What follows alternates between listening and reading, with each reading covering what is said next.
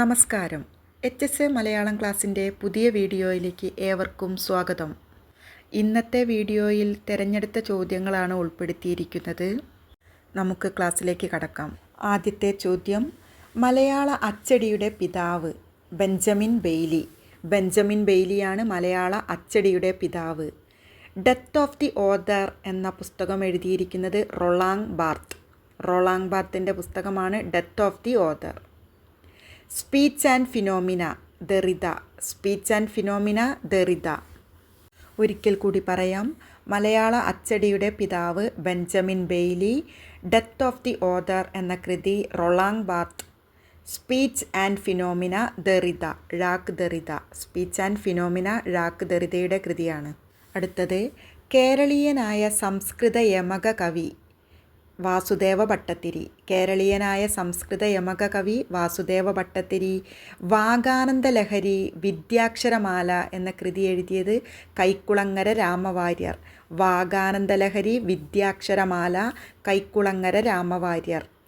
നളിനിക്ക് അവതാരിക എഴുതിയത് AR രാജരാജവർമ്മ. ദുരവസ്ഥയിലെ നായികാനായകന്മാർ സാവിത്രിയും ചാത്തനും. ദുരവസ്ഥ കുമാരനാശാൻ്റെ കൃതിയാണ്. ദുരവസ്ഥയിലെ നായികാനായകന്മാർ സാവിത്രിയും ചാത്തനും.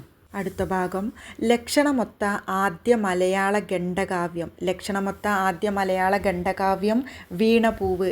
മലയാളി എന്നല്ല, മലയാള ഖണ്ഡകാവ്യം വീണപൂവ്.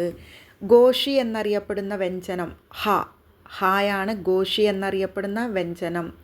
മലയാളം ഉൾപ്പെടുന്ന ഭാഷാഗോത്രം ദ്രാവിഡം. അമരകോശത്തിൻ്റെ മറ്റൊരു പേര് നാമലിംഗാനുശാസനം. നാമലിംഗാനുശാസനമാണ് അമരകോശത്തിൻ്റെ മറ്റൊരു പേര്. ലക്ഷണമൊത്ത ആദ്യ മലയാള ഖണ്ഡകാവ്യം വീണപൂവ്. ഘോഷി എന്നറിയപ്പെടുന്ന വ്യഞ്ജനം ഹ. മലയാളം ഉൾപ്പെടുന്ന ഭാഷാഗോത്രം ദ്രാവിഡം. അമരകോശത്തിൻ്റെ മറ്റൊരു പേര് നാമലിംഗാനുശാസനം. മേൽപ്പത്തൂർ രചിച്ച വ്യാകരണ ഗ്രന്ഥം പ്രക്രിയാസർവസം. മേൽപ്പത്തൂർ രചിച്ച വ്യാകരണ ഗ്രന്ഥം പ്രക്രിയാസർവസം. നാടകരൂപ ചർച്ച കാട്ടുമാടൻ നാരായണൻ. കാട്ടുമാടൻ നാരായണൻ്റേതാണ് നാടകരൂപ ചർച്ച. നാടകദർപ്പണം NN പിള്ള. നവീന നാടകദർശനം മേക്കൊല്ല പരമേശ്വരൻ്റേതാണ് നവീന നാടകദർശനം. നാടകസർവസം മടവൂർ ബാസി നാടകസർവസം.